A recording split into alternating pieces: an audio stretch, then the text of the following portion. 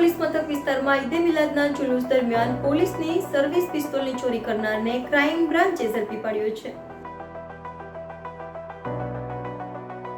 Crime બ્રાન્ચની team પેટ્રોલિંગમાં હતી ત્યારે બાતમીના આધારે ગત સોમવારે એટલે કે 16મી સપ્ટેમ્બરના રોજ ઈદે મિલાદના જુલુસ દરમિયાન પોલીસની સર્વિસ પિસ્તોલની ચોરી કરનાર રીઢ આરોપી નસીમ અંસારીને ઝડપી પાડ્યો હતો અને તેની પાસેથી પોલીસે ચોરાયેલી પિસ્તોલ તથા 10 જીવતા કાર્ટીજ કબજે કરી તેનો કબજો સલાબતપુરા પોલીસને સોંપવાની તજવીજ હાથ ધરી હતી।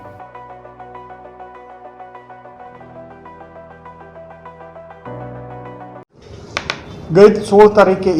ઈદે મિલાદના બંદોબસ્તમાં સુરત પોલીસની અલગ અલગ ટીમો અલગ અલગ વિસ્તારોમાં સતત પેટ્રોલિંગમાં રહેલી હતી અને ઈદે મિલાદના બંદોબસ્તમાં લોકોની ખૂબ ભીડ એકઠી થયેલી હતી। એ દરમિયાનમાં ઈદે મિલાદના બંદોબસ્તમાં ભીડનો લાભ લઈ એક ઇસમે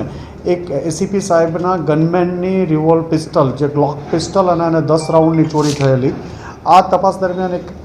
જે બંદોબસ્તમાં લીંબા બાલેશ્વર પાસેના અંજણા ફાર્મ રેલવે ગરનાળાની બાજુમાંથી આ પિસ્તોલ ચોરી થયેલાનું જાણવા મળ્યું હતું। આવું ગંભીર પોલીસ એક કમાન્ડોની પિસ્તોલ ચોરી થતાં 10 રાઉન્ડ સાથેની અને ઈદે મિલાદના તહેવારના દિવસે એટલે સુરત પોલીસ દ્વારા ક્રાઇમ બ્રાન્ચ અને અલગ અલગ ટીમો કામે લાગેલી હતી અને ઘનિષ્ઠ તપાસ પછી જ માહિતી મળેલી કે લિંબાયતમાં મીઠી ખાડી પાસે રહેતો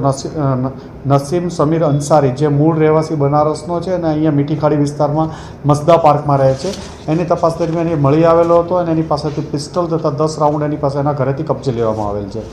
આ ઇસમનો ગુનાહિત ભૂતકાળ પણ છે, મોબાઈલ ચોરી અલગ અલગ ગુનાઓમાં પકડાયેલો પણ પહેલાં છે, પરંતુ પોલીસ અમલદારની રિવોલ્વર ચોરવા પાછળનો એનો આશય શું હતો? પ્રાથમિક દ્રષ્ટિએ એવું કહે છે કે ખૂબ દેવું થઈ ગયા હતા, કોઈ મોટો ગુનો યોજવા માટે એણે ભીડનો લાભ લઈ અને પિસ્તોલ ચોરી લીધેલી, પણ હજી તપાસ દરમિયાન એનો કોઈ મોટું ષડયંત્ર હતું કે કેમ એ બાબતની તપાસ ચાલી રહી છે।